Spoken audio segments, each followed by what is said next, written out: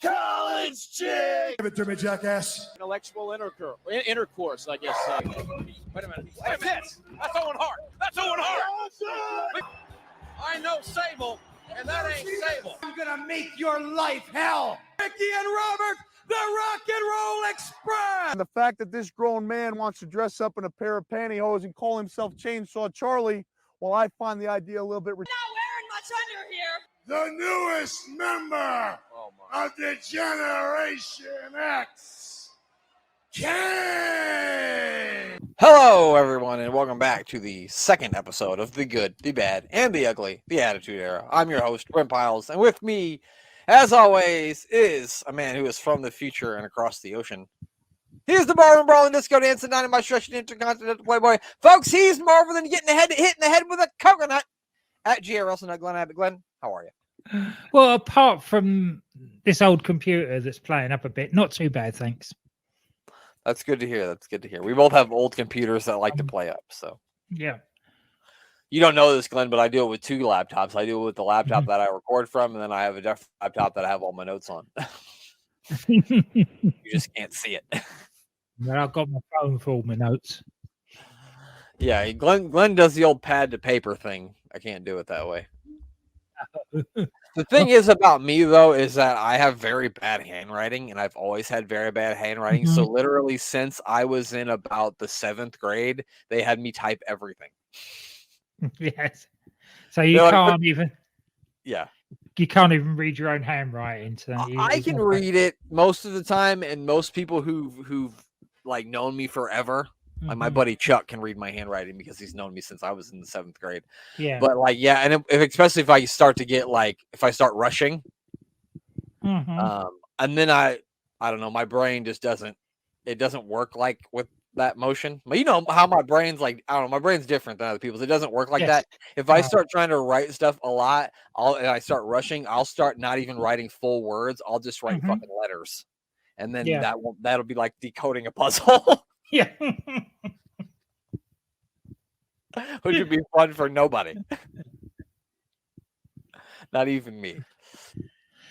Anyway, on a lighter note. Yeah. To go away from handwriting. We were a bit worried the other night because United played Arsenal. And Manchester United, was their first friendly game, but they started off like they'd come second in the league and not us last season.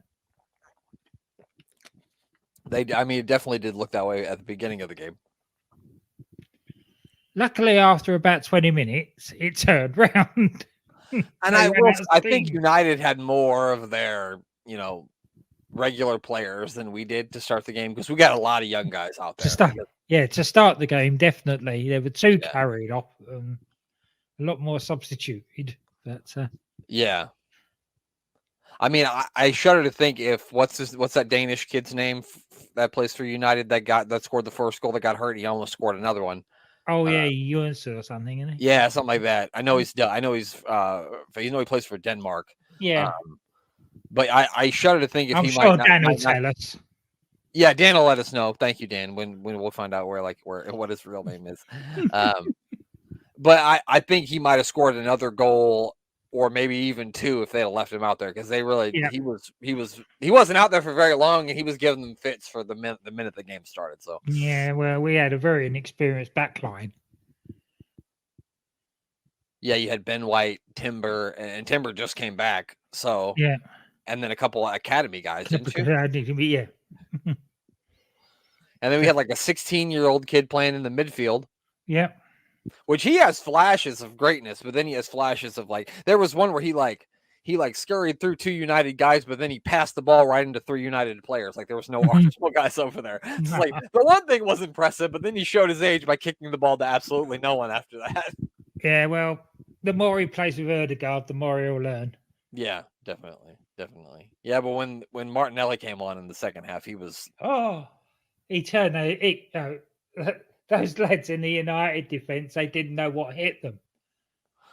Yeah, he's got a different kind of pace, Martinelli. They were like Wile E. Coyote trying to catch the road runner. It really did look like that. They were like the deer in the headlights. Yeah. Which he scored one, but he could have scored a couple more. Yeah, And it's good to see him like getting on the front foot and Gabriel Jesus getting up on the front foot too, because they both had injury plagued seasons last year. that's And right. if they can both come back and have like something to prove this year, oh boy, because we were really good last year and they really didn't play. So That's it. yeah. Anyway, shall we talk some wrestling now? We might as well, Glenn. We might as well talk about some wrestling, huh? It's a big wrestling weekend. Cool. Considering Oh, it's yeah.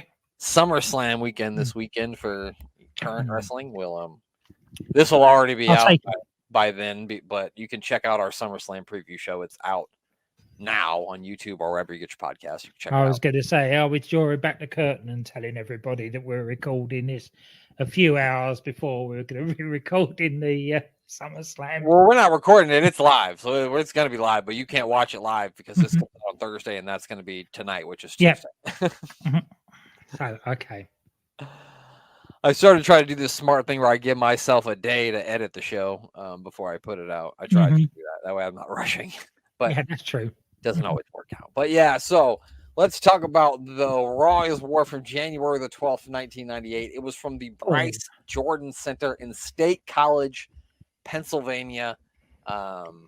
This arena opened in 1995. The largest arena between Philadelphia and Pittsburgh, apparently. In 1998, parts of the Aerosmith live album. Glenn, you familiar with Aerosmith? Yes. Their live album, A Little Bit South of Sanity, was recorded at this arena. I guess lead singer Steven Tyler can be heard yelling "State College" at the audience during the "Love in an Elevator" song. You know that song, Glenn? I do, yeah. I'm sure you do. Was that your type of music, or is that not really your type of music? Not really, no. But yeah, I am aware of them. Right. Like, yeah, me too. Like, I don't. Besides maybe the song with Run DMC, Walk This Way, I'm not really a big Aerosmith guy. I'm aware of the songs. Yes. That was basically the only one that I played of theirs. Yes. Glenn used to be a hip hop DJ, if people don't know. So, also, more music history. In 2000, the music video the Backstreet Boys made for their song The One was also filmed at this arena. Wow. And if you find yourself in State College, which is, it's basically, the town is basically a college town because it's near the University of Penn State, which I get because if you don't know, I live in Lincoln, Nebraska, which is a college town. You can, at this arena, you can go see Lil Yachty on September the 6th. Glenn, are you familiar with Lil Yachty? I am not. Good, because it's terrible. Lil Yachty, not Little Yachty, Lil Yachty. Or you could just wait until October 1st and go and have a look at Jelly Roll. I'm not really big into Jelly Roll's music, but he seems like a good dude. So I've seen him at the wrestling. But... Yes, he has been. Yep, he has been on the wrestling. Yep, if you don't know, he is. Big guy with tattoos all over his face. Used to be a rapper. But now he's a country western singer. Yes, so I gathered. Yeah. But he seems like a really good guy. So go see his concert. If you're into that sort of thing. Don't go see Lil Yachty, because I don't know why you would be. Yeah, you know what rap music sounds like nowadays, Glenn? Just a bunch of nonsense. Oh, it's absolutely terrible. Yes, that's Lil Yachty. The great rappers of the past. Sorry, going off subject. No, let's do it, Glenn. I want to hear it. This is my subject. The great rappers of the past and hip hop artists used to sample great music from the 60s and 70s. This lot now try to make a sound to the samples of the great hip hop artists of the 70s and 80s. Yeah. And it is just a sound.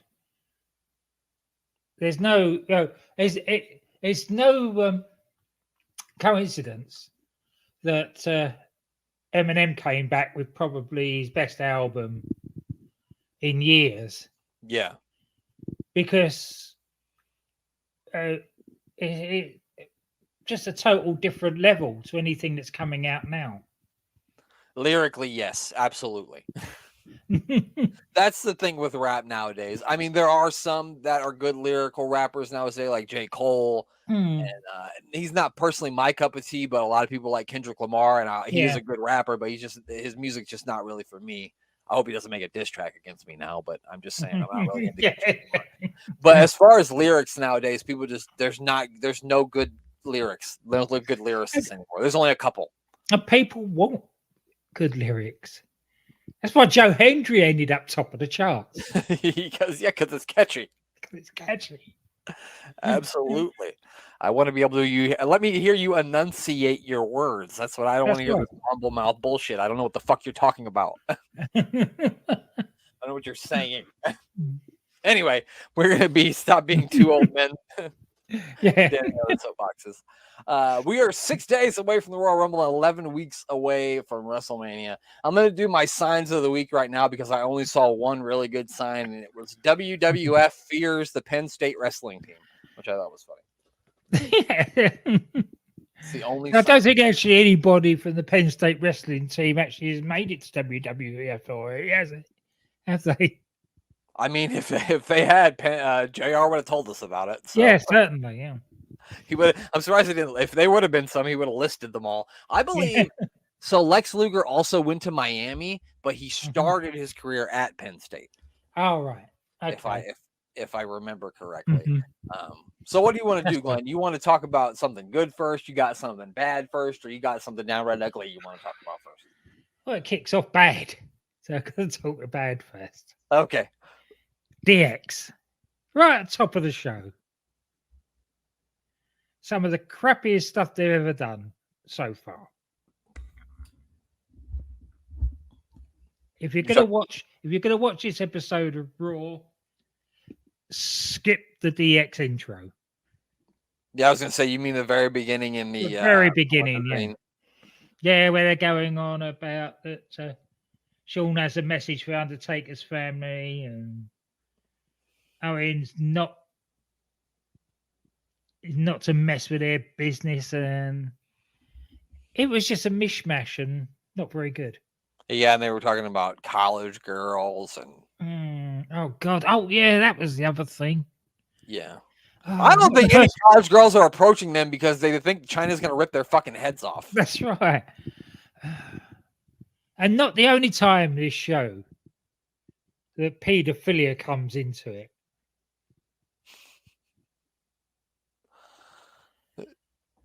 Yeah, I mean they show a lot of this whole limo thing. The only cool thing that I got from the limo thing is when him and China are going to get whoever to move this WWE truck out of the way. And Owen comes flying out of nowhere, jumps like on top and right down into he did it like he'd done it 100 times. Oh no. Right down into the sunroof. It was amazing. Yeah. So that was cool. Yeah. But there was no point to that first bit. Only to set up that second bit, which comes after the first match, if you can call it that. Yeah, it was a bit to set up a bit to set up a bit because set up the bit with the limo, to set up the bit with Owen, to set up the bit with Owen not coming back because. Okay, so we'll just talk about it all now since we're talking about it. Owen jumps in there, starts beating on Triple H. China and Shawn Michaels see that. They get in the limo, and the limo leaves, right? The limo's gone. Yeah. They take Owen to we don't fucking know where, right? Owen Hart, presumably in a field somewhere. He's had a heart attack like Ric Flair in WCW in 1999. If you don't know that storyline, look it up. But then Owen makes his way back to the arena when DX is in the ring, and the only thing that looks like him is that maybe a rabid cat has gotten to his face. That's the only thing that looks wrong with him. That's right. And he's walked miles. Yeah, apparently. Or hitchhiked. Who would pick him up? Exactly. He was picked up by a rabid cat, apparently, and attacked him. I don't know. So, like, if they had beaten him up badly, you should have made it look worse or something. Oh, yeah. The little weird blood scratches was stupid. It just made it all seem silly. That's right. And then later on, he comes out with a little Band-Aid plaster. Yeah. It's like, what the fuck, man? Somehow in the time that he fucking came back from wherever they left him, he's got attacked by a cat and managed to bandage it up too and make it back to the arena within an hour. Yes. So either they're really bad at beating somebody up and dumping them out, or he's just really fucking resourceful.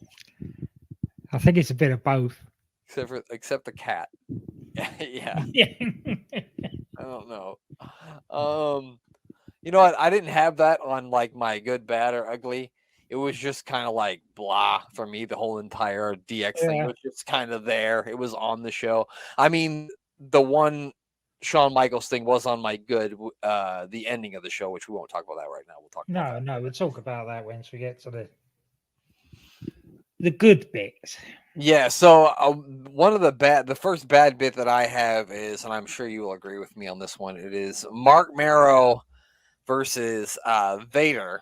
And Glenn, usually when Mark Marrow comes out in 1998 Raw, what was the best thing about that? What was the best thing about him coming out?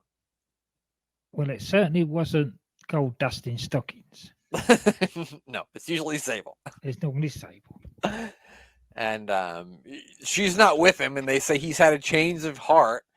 And then he starts talking, and his mic won't work. Yeah. And I don't know if that was planned or I don't think it was, but his mic wasn't working to start. So then they say they're going to bring out Sable, and it's not Sable. It's, like you said, Gold Dust dressed in stockings and a thong. Clearly got this at Victoria's Secret, but we'd wish that Victoria had kept this a secret. Yeah. If you know what I mean. Yeah, it was. Yes, it was bad. It was it's like every time that Goldust comes on WWF TV at this time, it can go into two categories. It could go into bad and ugly. Yeah, it can bleed into both, absolutely. Yeah. I think the only reason why this just didn't get just a downright ugly for me is because like Vader got a massive pop from the crowd when he first came out, and then Sable did come out and like have words with the fake Sable, and she kicked Goldust in the ribs. Yeah. So that was like, I thought that was an interesting spot. Vader does end up, he hits a Vader bomb, but then Goldust gets in the ring, and he breaks a fucking coconut over his head. I know that he pulled out of his bra. Well, yeah, of course. What else he got in there? So I just want to review this, Glenn. In the feud between Vader and Goldust, this is all the things that Goldust has done to Vader. Yeah. Goldust hit him in the head with a hammer. Yep. Sprayed him in the eyes with like hair remover. And then he got a hot coffee thrown in the other eye. Yeah. And now he's been hit in the head with a coconut. Vader. That's not the worst thing that happens to Vader tonight either. No, it wasn't. But we'll get into that in a bit when we get to the goods. Yeah, so I mean, yeah, it was something. It was absolutely something. Another bad thing. Yeah. Is this bloody 4-way tag match. A mess. It was a mess. Why they had it, I don't know. Why the champions are taking part in a non-title 4-team tag match, God only knows.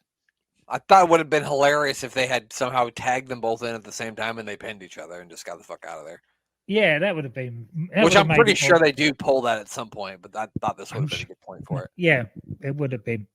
The only good, I did have this as my first good thing because I thought it was funny being that they're at Penn State College and they come out with wearing Florida Gator t-shirts. And so I looked it up, checked Penn State's season that year, and their season ended with a loss in the Citrus Bowl 21-6 to the Florida Gators. And as I mentioned before, I live in a college football town, Lincoln, Nebraska. So anytime anything comes here, the heel wrestlers are going to trash Nebraska football. And so I like to see some good football hazing. And so that of this I thought was really good. Yeah. It's great heel tactics. Absolutely. Attack the local team, no matter who it is. Ricky Knight, Paige's brother, he did a show in Ipswich and turned up in a Norwich shirt. Got booed out the building. Perfect. Yeah, that's some good old fashioned. That's good old classic heel stuff for me. So I enjoyed them coming out in the Gator t-shirts. I don't feel the same hatred toward the Florida Gators because Nebraska played the Florida Gators in the 1996 Fiesta Bowl and we beat them 62-10. So Yeah. To be fair to the crowd, the Penn State crowd, they really got after the Outlaws. yeah, they were going crazy. They were chanting, "We are Penn State." Yeah, that's what they do. Yeah. Oh. Yeah, so no, the crowd was really, really great doing that. I thought the crowd was good the whole show. Most of these shows, all the crowds are great. You don't ever get, like nowadays, you'll get shows where the crowds are sitting on their hands. You didn't get that in the 90s. Everybody was fucking going crazy. If anybody dared sit on their hands, they'd send Steve Austin out. Yeah, that was good. Or just put him up on the Titantron, just his picture. Yeah. Yeah, definitely. So yeah, no, that wasn't very good. I didn't like the 400 updates on if we would get Mike Tyson at the Royal Rumble or not, which we find out that we will get him at the Royal Rumble. And then Shawn Michaels kind of challenged him if he gets into my business, which I didn't understand. Like, why would Mike Tyson get into Shawn Michaels' business? I guess I guess a good way to promote the pay-per-view. Yeah, that's exactly what it is, though. Because with hindsight, we know it doesn't go anywhere. All this hype. Well, it goes a little somewhere, but not like he's not having a match. No. He's not gonna. Because I was 14 at this time, and I remember all the talk in 7th grade. Then was, is he gonna actually wrestle Steve Austin? Nobody gave. We're gonna talk about WrestleMania 14, obviously, but nobody gave a fuck about Shawn Michaels. It was all about Steve Austin, Mike Tyson. That's all anybody cared about. Well, that's where the hype's up. You're right. So maybe I shouldn't put that on the bad. Sorry. Maybe I shouldn't put that in the bad then. No, because that's what all the hype's about. Even on the commentary, most of the time they're talking about Austin or Mike Tyson. Yeah, that's true. That is true. They hardly mention DX, except for when they're out there. And they can't help it. Yeah. You got anything that was ugly from this show? It was hard to find something ugly from the show, but I did find a couple of things. Nothing ugly. Something extremely funny is, Austin got told off for bringing his truck to the ringside. Yeah.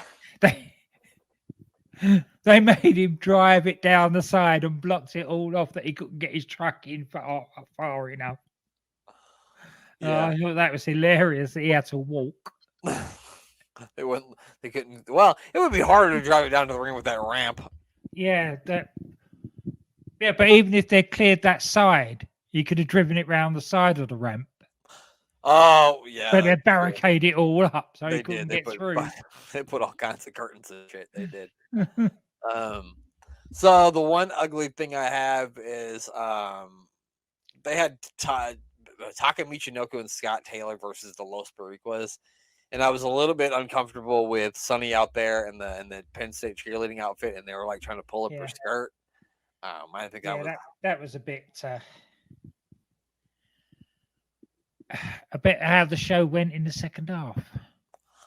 Yeah, so that was ugly. And then my other ugly thing was we get more of this NWA National Wrestling Alliance crap.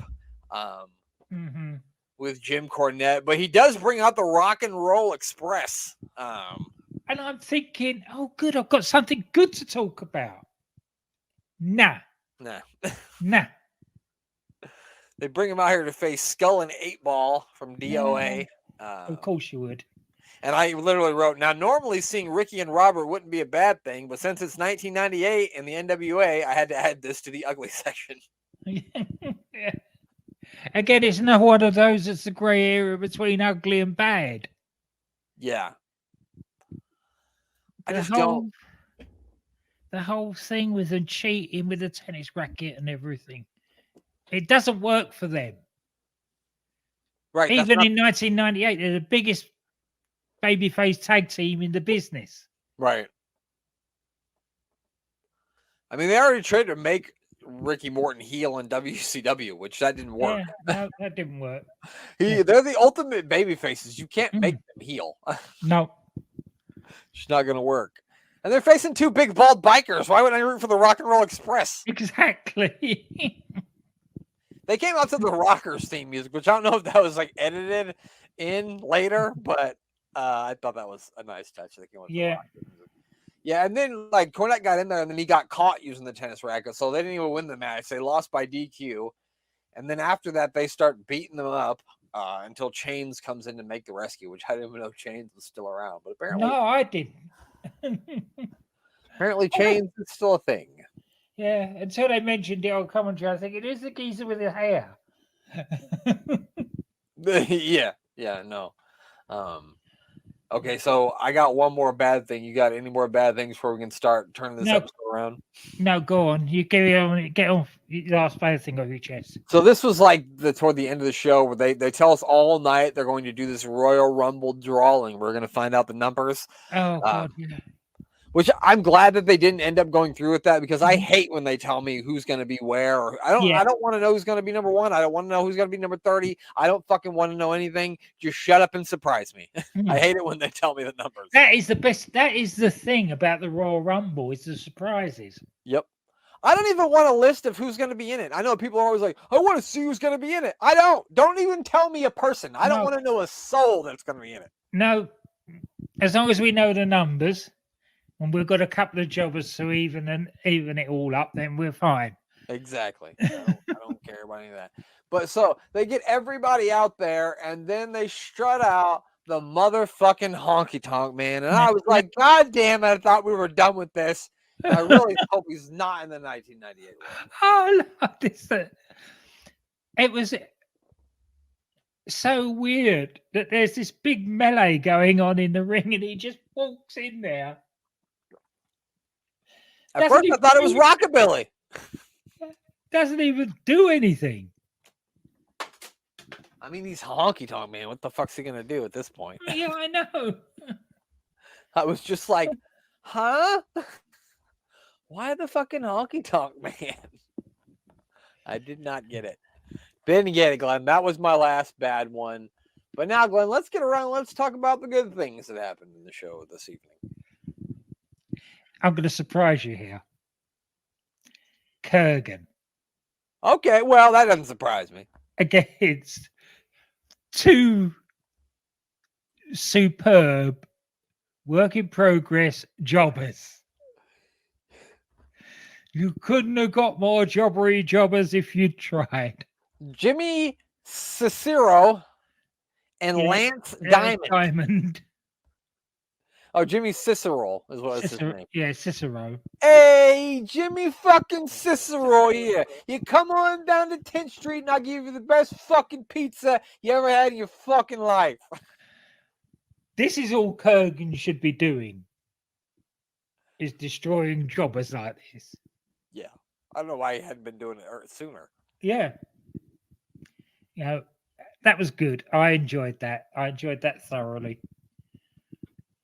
Yeah, I know. As soon as I saw two jobbers, I thought this was definitely going to make it on one of our good lists. Apparently, Jimmy Cicero was trained by Ivan Koloff, apparently. Oh, right. And his finishing move was the wisecrack. Hey, sorry. And apparently, Diamond was a rising star in the ECWA before it became just ECW. Really? He was one of the ECWA originals. Yeah. What's ECWA stand for? Oh, what did they? It wasn't Extreme at that time, was it? It was something else. Eastern Championship Wrestling? Eastern Championship Wrestling Association or something. Yeah, that's what it was at first. Yeah. And Lance Diamond, I think, wrestled in ECW too as what's his fucking name? See, I took the goddamn results down. Hold on. Everyone talk amongst yourself. Mm-hmm. It was something Diamond. I can't think of what it was. Obviously. Lance Diamond. Let me see here. Pat Kennedy was his actual name. Hey, me and him share the same birthday, but not the same birth year because he is much older than I am. He was born in 19. No, I'm not surprised. He wrestled as Lance Diamond. Simon Diamond is what I think he wrestled. Simon Diamond. That's it. He also wrestled as Russian Invader #2, the Empire Saint, Japanese Assassin, and New York City Rocker. Nothing about this man is Japanese. No, definitely not. He's no. Yeah. Yokozuna is more Japanese than he is. Maybe he likes Japanese food. That's the best I can do for you. He enjoys a good bit of sushi. He does. He loves sushi roll. I mean sushi roll. I don't know if that's a thing. I don't eat sushi, so I don't fucking know. Okay. But yeah, sorry. I always want to know the background of jobbers. You know how it goes. Yeah. And then Kurgan, to end it, gets hold of a very unsolid looking football helmet and breaks it in half. Oh yeah, he tore apart a Penn State football helmet. Yeah. Just to anger the fans. Just to anger the fans even more. Yeah, it's a good way to rile up college kids. They've been drinking beer all day. They rip their helmet apart. That's pretty good. Yeah, good stuff. More football hazing, which I enjoy. So we talked. One of my good was just anything that Stone Cold Steve Austin did on the show. Oh, Shows him driving the truck. Yeah. He beats up the Godwins in the locker room. He comes out to do an interview. He asks Michael Cole for a marker. He draws a target on his chest. That was brilliant. Yeah, that was great. And then they go backstage, and there's Vader laying in a trash can, and they blame that on Austin too. I think it was fucking Goldust. Goddamn it, he's the real. I would have thought it was Goldust. I don't think it was Austin, but Austin got the blame. It's a bad time to be Vader, man. Coffee in his eyes, hair remover, fucking get beat up in the back. He got hit in the head with a fucking coconut. Shit. I'll tell you somebody who's not a bad time to be. And that's Mark Henry. Oh yeah, this was on my good too. I like this too. Yeah. I didn't realize that this was the episode that he turned heel and joined the Nation of Domination by turning on Ken Shamrock. Yeah, I knew that it happened, but I honestly didn't think that it had happened this soon. But No, it's a great way to get Mark going. You know what I mean? Because he hasn't really got a foot in at all, and this is where he's not going to have to do a whole lot. He can stay in the background, look menacing, get in there, and fucking throw his weight around, which is exactly what he should be doing right now. So I think this is a really good move, definitely. And they did it perfectly too. Yeah, because there was not even a hint of dissension between them, and all of a sudden it just whacked him from behind. Yeah, they even showed like a video of like the Nation was beating down Mark Henry in the ring. I think it was like a Shotgun Saturday Night. Yeah. And Ken Shamrock came out there and saved him, and then Mark Henry comes out there and he's got a Rocky shirt, sucks shirt on. Did you notice that they couldn't get a shirt that fit Mark, so they had to kind of cut it down the middle so he could get it on? Yeah, and then but then that made it easier for it to rip it off as well. You know what, Glenn? I didn't think of that. Oh, you're right. That makes more sense than what I said. You know what, Glenn? You're making a lot of sense, pal. Sorry. These shows aren't meant to be about sense. Sometimes things lap my mind. It's fine. It happens to everybody. Mm-hmm. But yeah, I thought that was really, really good. Also, one thing we forgot about with Austin is we get Mankind goes up against Dude Love. Nope, nope. That's exactly. It's Mankind versus Dude Love. No. Yeah. Oh, yes, it is because it's bloody Goldust again. Yes, it was. Oh. It was Goldust dressed as Dude Love. And then the match doesn't go on for long. And I'm like, please let this shit show end. And then I see the crowd starting to get excited because here comes Stone Cold Steve Austin to answer my prayers and stun the both of them. And I tell you what, that the way that Gold Dust, dude dust, dude Dust took that stunner. It was amazing. He bounced off the canvas and disappeared over the top of the middle rope outside. He bounced that high when he took that stunner. It was great.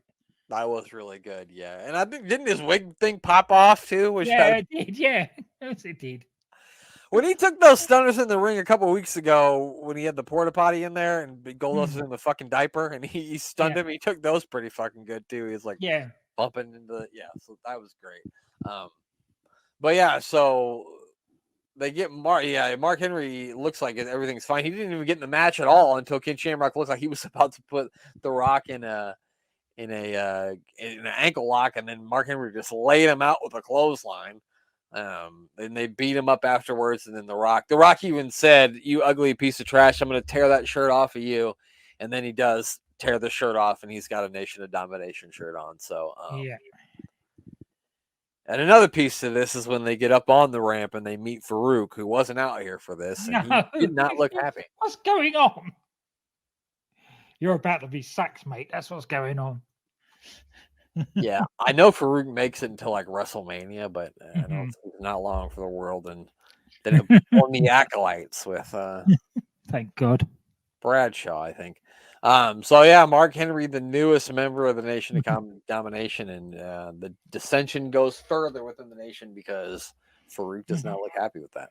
And The Rock becomes even more rockish. Yeah, they did that promo too, where he's like, "I did it all for you. It's all for you. Come on, man." Yeah. Right, can we go back to some ugly for a minute? No, let's do it.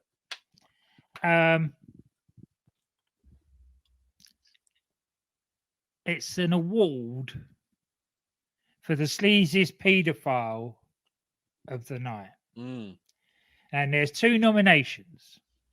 Oh boy. There's Jerry the King Lawler. Oh God. Yes, I remember now. Even JR had to stop him. The comment about the other time I go there was if I pick, what was it, dropping them off at school or something. Oh. Yeah, he said something along the lines of something. I don't do something. I couldn't even remember. I didn't even make a note of it because I was that disgusted. He said something along the lines of, "I don't do that for my girls unless I'm dropping them off at school." That was the one. And I went, "Oh no, sir." He went there, sir. He said the quiet thing out loud. Yeah. And there's Triple H going on about like he lived in 2024, Jerry Lawler back then. Jesus Christmas. And then there's Triple H going on about giving sorority girls his head. Yeah, if you've got the head, I've got the head if you've got the glass. Yeah. No, I've got the head if you've got the class. That's what it was. Yeah, that's what it was. Yeah. I felt weird for poor China to stand in the ring and listen to that. Yeah, it just has to listen to that all that crap. Yeah, it felt weird. I don't know. But yeah, the Jerry Lawler thing made me go, "Oh no, sir." Yeah, that's it. You don't say that. No one should say that, but you of all people don't say that. Now, if we were back in 1997, going back to the good now. Yeah. You would be playing a promo now, which was the Cactus Jack one. Oh, where he's barefoot on the football field? Yes. Yes.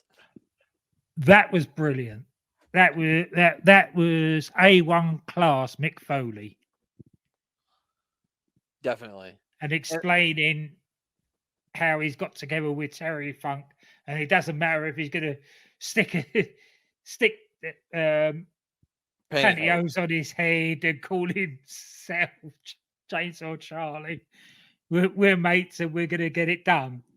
I like how he said, for me, that sounds a bit strange. Okay, dude who has 3 personalities. Yeah, exactly. I don't think you got any room to talk here, pal. Yeah, and we're going to see all 3 of them in the next show. Yes. And I like, sometimes things in wrestling just need to be explained, because if they had somebody come on TV now who some sort of Chainsaw Charlie and say it was fucking, I don't know, Dolph Ziggler. Say if Dolph Ziggler came back with pantyhose on his head, they'd be like, well, why is he that? I need to know. And it's good that you could explain it, because why I want to know why Terry Funk has fucking, pantyhose on. Pantyhose on his head. That's what's so good about Raw last night, when the White Six all unmasked. Oh, I gotta see that. I haven't watched it yet. Because it takes away so many questions about how they're going to wrestle. Are they going to wrestle in their masks or whatever? But they didn't. But we'll talk about that on the other show. Yeah, I'm going to try to. It wasn't on Hulu this morning, so I couldn't watch it when I first got up, but I'm going to try to watch it. Well, check it out on YouTube. There's plenty of versions of it on there. I'll definitely give it a look-see. But yeah, we'll definitely talk about that. If you haven't yet, go check out our SummerSlam show. We're going to talk about it. We're going to watch some wrestling matches too, Glenn. We're going to watch Dusty Rhodes versus the Honky Tonk Man and Mr. Perfect. Red Rooster. Oh, okay. That's right. I'll be there for that. I only got one more thing left, Glenn. You got what other stuff you got? I'm sure the last thing of the show is probably on both of our lists. Yes, it is. Go for it. Go on, you go first. All right, so we get down to the very end of the show, and they've been teasing this all night long about, Shawn Michaels got a big announcement about the Undertaker's family. He kind of alluded to it earlier when they were out there before they were interrupted by the person who had been attacked by a vicious cat, Owen Hart, that he wanted to talk about Kane because, Paul Bearer has somehow lost the gigantic Kane. So Shawn Michaels invites Kane into the family of DX and then announces that Kane is the newest member of DX, calling him out to the ring, but he got the Undertaker instead. Yeah, the lights go out, so you're not sure because the lights go out for both of their entrances. Right, and they gave it a pause for a second, so you'd and then you got the dong instead of the flash. Right. So yeah, it's the Undertaker. Brilliant. Good stuff, definitely. Mm-hmm. Yeah, I mean, he comes out and says, leave my family out of this. This has nothing to do with my little brother. We'd just be more worried about at the Royal Rumble me punching a 6-inch hole in your forehead. He grabs Shawn Michaels, starts choking him, but then Chyna goes at him from behind. He goes to chokeslam Chyna, but Triple H hits him with the crutch, and then Shawn Michaels super kicks him.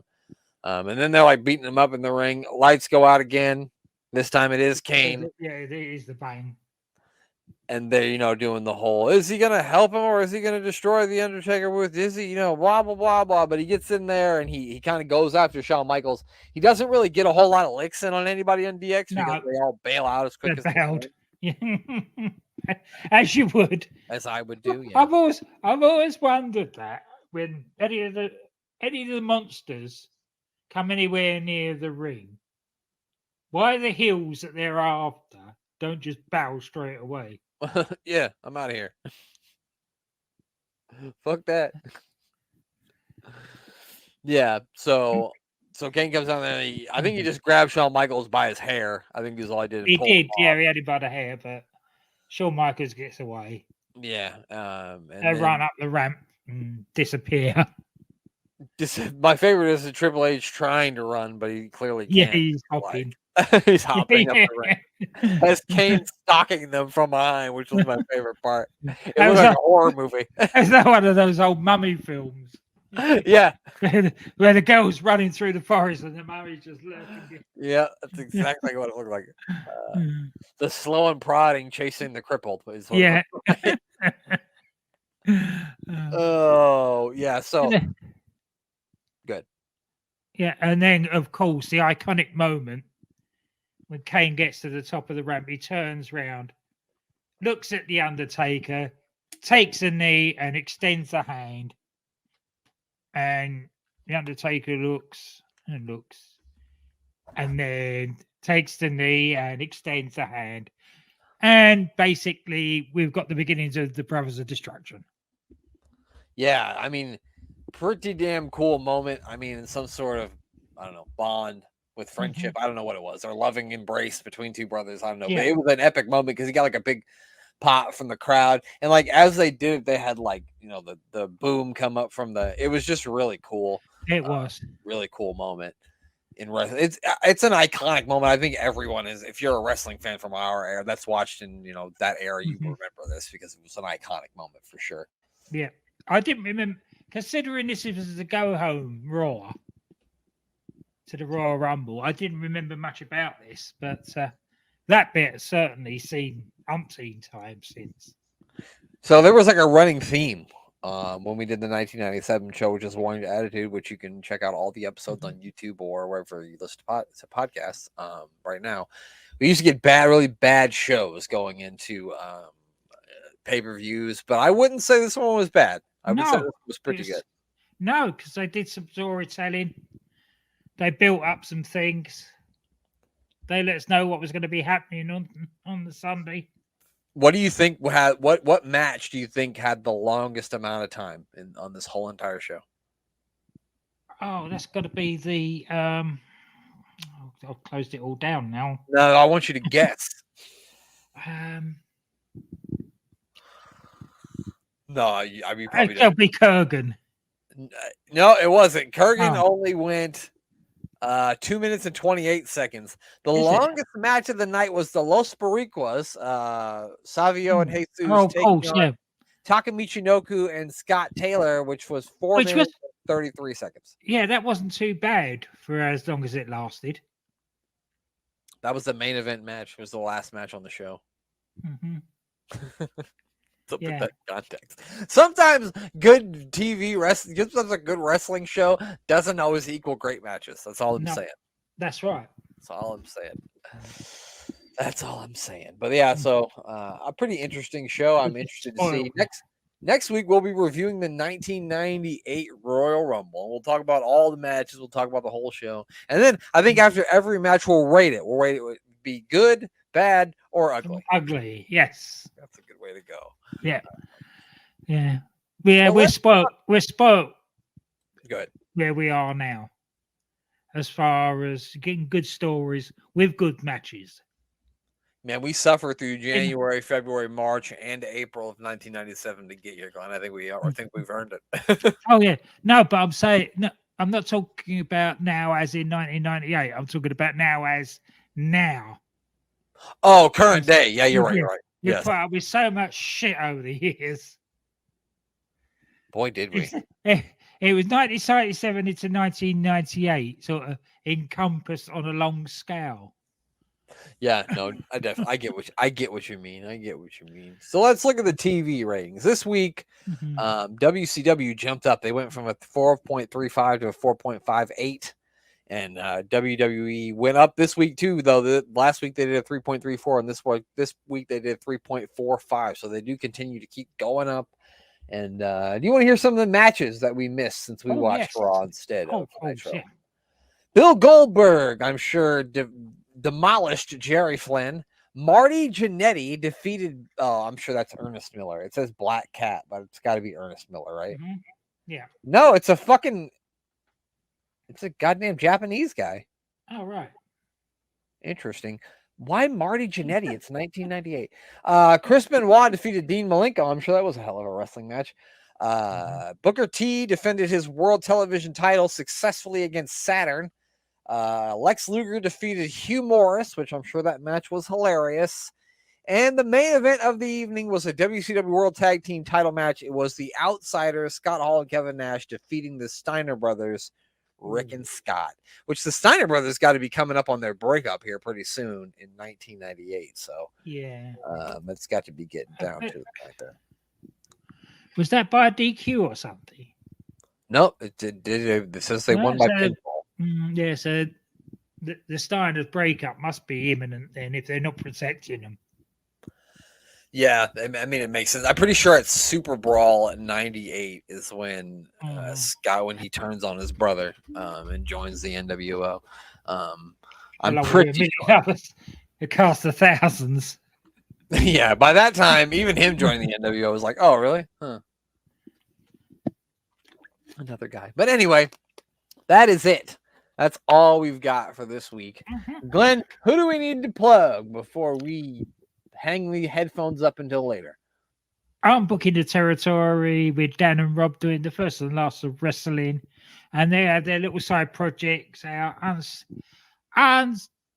stacking the Dadatory, the road to Wembley 1981 with Big Daddy and Giant Haystacks, which was watched by 18 million people. The biggest ever wrestling audience. They have the I'm booking the Tankatori, the Life and Times of Tank Abbott, which we basically nicked I don't know shit from. Yes, we did. And the Being the Elite Gator Golf. They just finished up series 2, where they put the Gator Golf clubs away, and there's all sorts of shenanigans going on in the clubhouse. I'm thinking about nicking that gimmick too, and starting the WWF Karate Fighters Tournament Marathon, and finding every Karate Fighters tournament I can find and watching them all. And of course, the Doctor Who podcast with Danny Inside. That's on SJP World Media. Follow SJP World Media if you like soccer like we do. That way you can check out the volley, which Dan does with Matt Lewis, I believe is his name. They are always delightful to kind of get some alternate commentary on some Premier League matches or any kind of soccer. So make sure you check SJP World Media out. And sometimes I pop up on there as well. And you never fucking know when Glenn might show up and cheer on the Gooners. DC and Doc, the boys are back in town. DDT Wrestling is back, and their episodes are dropping now every Friday again, I believe, as long as Doc remembers to download them. Upload them. Upload them. Same thing. Up, down, it doesn't matter. Up, down, it doesn't matter. Up, down, left, right, A, B, contra code. Anyway, yeah, check out all the stuff we got going on. The SummerSlam thing that we've talked about a bunch of times. Make sure you check out Sports Wire Radio. Give our buddy Thomas Bryce a follow on all social media. That is Thomas B. Rice. Subscribe to Sports Wire Radio on YouTube. That's Sports with a Z. And check out that website at sportswireradio.org. Were you going to say something? Things are getting a bit meaty on that Sports Wire Radio at the moment. It is getting heated, isn't it? It certainly is. Definitely is. He's getting involved in fights and all sorts. Well, you want to mess with Thomas B. Rice. Don't play. I loved it. He received a mysterious package the other day. And I messaged him and said, the way you were pummeling and feeling that is lucky that it wasn't a bomb. As it turned out, it was just a T-shirt that one of his guests had sent him. But he's getting suspicious of everything. He's got more enemies than we have. I don't have any enemies. What are you talking about? I know. Saying if he's got one, he's got more than we have. I might have some enemies, but fuck, I'm going. They wouldn't say it to my face. But anyway, what was I talking about? You've lost me. I don't know shit. Oh, check out the Life and Times of Psycho. I don't know shit. The Life and Times of Psycho Sid. He is on his way to facing Shawn Michaels at Survivor Series 1996 for the WWF Championship. So we're excited about that. This week, I believe he's going to have a tag team match with Shawn Michaels taking on player, the British Bulldog and Owen Hart. And I'm sure that's going to end swimmingly for them, considering they have a match coming up against each other soon for Sid and Shawn Michaels. And then we're going to watch them have a debate off in the ring behind these weird WWE podiums. That would be fun. So that's fun. Check that out. That's it. That is all. I don't have anything else to say. Glenn, all you have to do now is say goodbye. Goodbye.